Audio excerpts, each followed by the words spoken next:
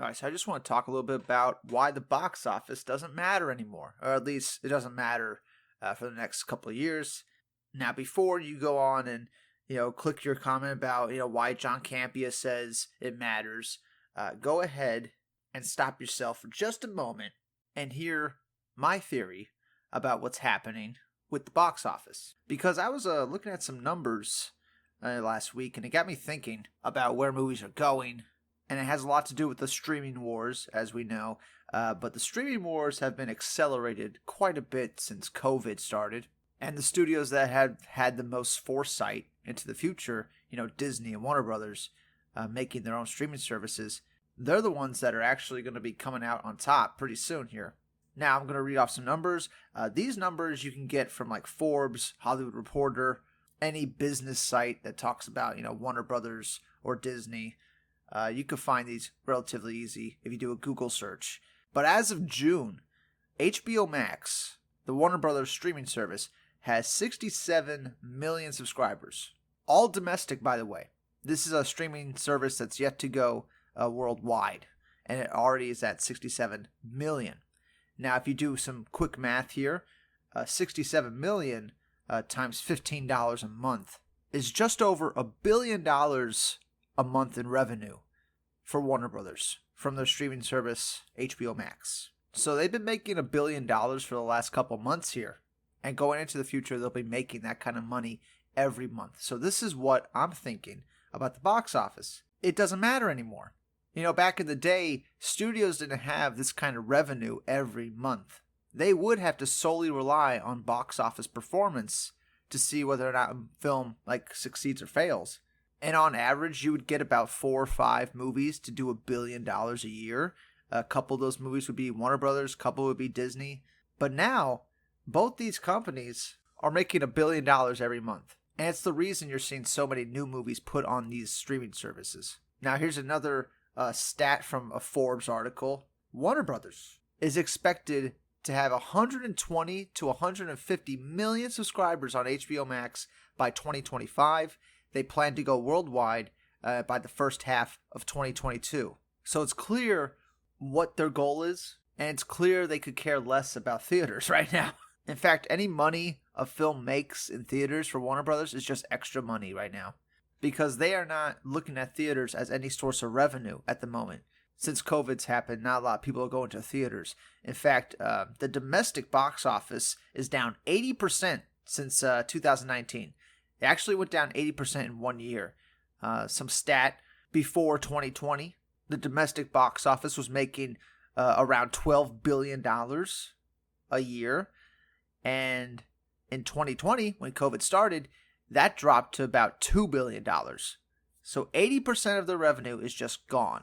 So they had to completely change their business model last year and focus entirely on HBO Max. And right now, it's starting to pay off. And it's going to pay off as the future goes.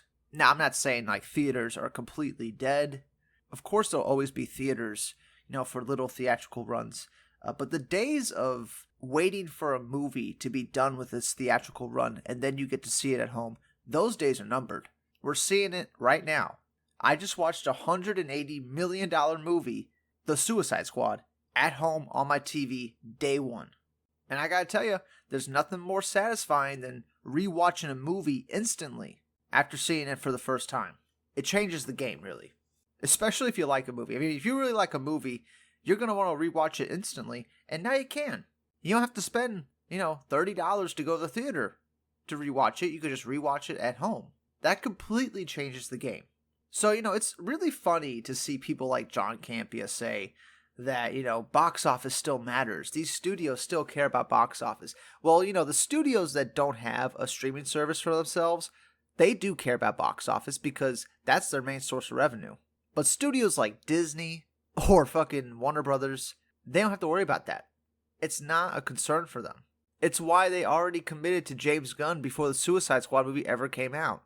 It's why Warner Brothers and nobody from that Suicide Squad movie is complaining about the box office right now. Nobody really cares. And it's not that they're being silent, it's that they really don't care because they're making this huge revenue from HBO Max already. There really hasn't been another point in time where a movie studio was generating $1 billion every month. Back in the day, they would have to release like a bunch of movies to generate that kind of money. But now their streaming service is just doing that on its own. And of course, Netflix laid out this model, and Netflix is a huge, huge player in this game. And what's funny? Netflix makes way more money than Warner Brothers makes. And Netflix doesn't have to put a single movie in theaters. You might get like one great Netflix movie in theaters like for a couple weeks every now and then, but it really doesn't matter. Netflix's goal is not to put movies in theaters. It's to make as much content for their streaming service, and that's exactly what Warner Brothers' goal should be with HBO Max. It's what Disney's goal should be with their streaming service. And now they have a huge influx of revenue that they can keep making movies. We're going into a time where we are going to see more and more movies all the time being put out by Warner Brothers. Probably more than we've ever seen. They announced earlier that they were going to be putting 4 DC movies on HBO Max exclusively. None of those movies are going to get theatrical runs, and those budgets are going to be around $100 million. The Batgirl budget is probably going to be between $50 and $100 million, and that movie is not going to see theaters. You think that's a flop? You think they're thinking that's going to be a flop? No. That's essentially what the Suicide Squad movie did. Right? They made this $180 million film, and then they're like, we'll just put it on our streaming service. Because they're not concerned about box office revenue anymore. And there's so many people that say there's no excuse for the box office for the Suicide Squad when Godzilla vs. Kong made $400 million or something like that. And that's funny because Godzilla vs. Kong making that kind of money is still technically a flop if we're going to go by these people's standards of what a flop is. Because not only did that movie cost $200 million, but it also cost another, $100+ million to market. And the theaters take about 60% of your revenue from any box office that you have. So out of that $400 million, the studio's only getting back maybe like $150 to $200 million, which doesn't even cover the budget of Godzilla vs. Kong. So if we're going to go by what a flop is, then that was a flop too. But the reality is, these movies aren't flops because they're generating subscriptions for HBO Max. HBO Max is already generating the box office revenue for these movies. The Suicide Squad was already paid off when it hit theaters. Anything these movies do in theaters is just extra money. They are generating enough revenue to cover the cost of these films and the marketing of these films, and they still have a surplus after that. That's where the future's going. So, you can believe your Grace Randolph and John Campea theories all you want about the box office, but the fact is, these people's careers have been built on talking about box office, and we are going into a time where box office doesn't matter anymore. They are dinosaurs. Warner Brothers and Disney, they clearly have a new business strategy, and this is the future. And there was actually some streaming numbers that came out about Suicide Squad the first weekend. Apparently, 2.8 million unique households viewed The Suicide Squad in its first weekend. 2.8 million. And if we do some quick math here, that 2.8 million people, if they went to the theaters and spent $15 each, that would have came out to about $42 million. On top of, the $26 million the Suicide Squad did in theaters, that's over $60 million opening weekend that they would have got if the movie was theatrical only. There's a reason they didn't make it theatrical only, and that's because they need content for their HBO Max service. They want people to sign up for it. So, there's your movie math for you. If the Suicide Squad was just theatrical only, it probably would have made around $60 million if we weren't in a pandemic. That's another big factor. A lot of people aren't going out to the theaters. If you notice, that Free Guy movie had about the same exact opening weekend as the Suicide Squad. So people really aren't going out to theaters anyway right now.